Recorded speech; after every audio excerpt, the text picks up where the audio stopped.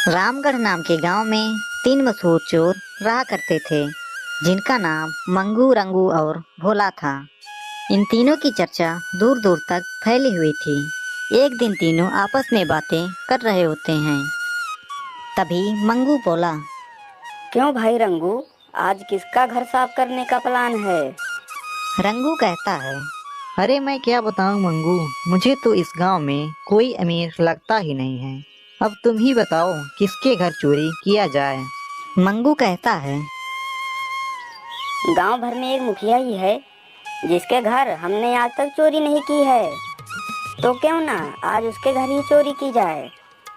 भोला कहता है, अरे नहीं नहीं, मुखिया के घर चोरी मत करना। अरे सुना है उसके घर पहरेदार रहते हैं, अगर पकड़े गए तो बहुत मार पड़ेगी। रंगू कहता है, अरे भोला, तू सच में भोला ही है रे। अरे कितना डरता है रे तू, कुछ भी नहीं होगा, चल।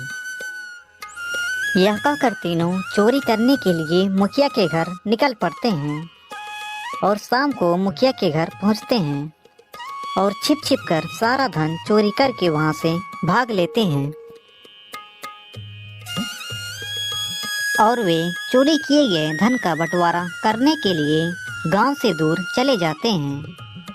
चलते चलते उन्हें एक जंगल मिलता है। तीनों चोर जंगल में ही एक बड़े से पेड़ के नीचे रुक जाते हैं और उन्हें जोरों की प्यास लगती है। तभी रंगू कहता है, अरे भाई, मुझे जोरों की प्यास लगी है। हाँ भाई हाँ, मुझे भी जोरों की प्यास लगी है। भोला तुम एक काम करो, तुम जाकर पानी लेकर आओ। रंगू और मैं धन की रखवाली के लिए रुक जाते हैं, नहीं तो कोई धन छीन ले गया तो सारी मेहनत बेकार जाएगी। यह कहने पर भोला कहता है, हाँ भाई मंगू, तुम बिल्कुल सही कह रहे हो।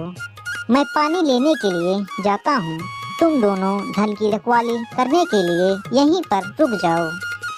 हाँ, यही ठीक रहेगा। इतना कहने पर भोला पानी लेने के लिए निकल पड़ता है। रंगू और मंगू दोनों धन की रखवाली करने के लिए वहीं पर रुक जाते हैं।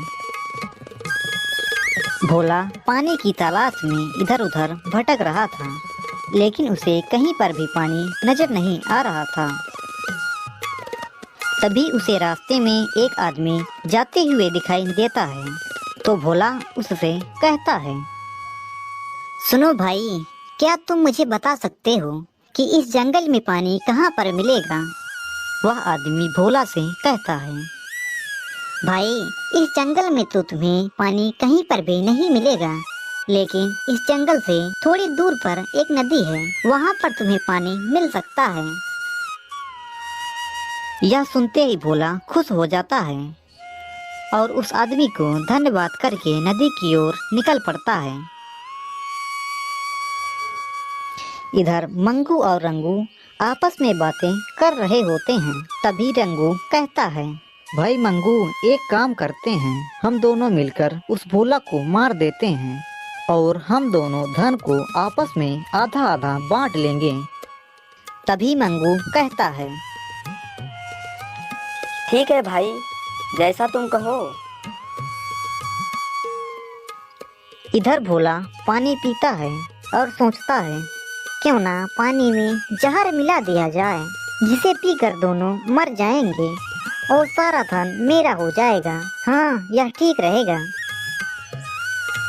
यह सोचकर मोहन पानी में जहर मिला देता है और पानी को लेकर दोनों के पास चल देता है। वहाँ पर मंगू और रंगू दोनों मिलकर भोला को मारने का प्लान बना लेते हैं और भोला जैसे ही पानी लेकर पहुँचता है, दोनों मिलकर उसे मार देते हैं और दोनों हंसने लगते हैं और कहते हैं, अब सारा धन हमारा हो जाएगा। मंगू कहता है, भाई रंगू, मुझे तो जोरों की प्यास लगी है, चलो पहले पानी पी लेते हैं, उसके बाद धन का बंटवारा करेंगे। रंगू कहता है, चलो ठीक है। यह कहकर दोनों पानी पीने लगते हैं और जैसे ही पानी पीते हैं, वह दोनों वहीं पर मर जाते हैं। इसी तरह तीनों का अंत हो जाता है और सारा धन वहीं का वहीं धरा रह जाता है। कहानी से सीख, बुरा का अंत बुरा ही होता है।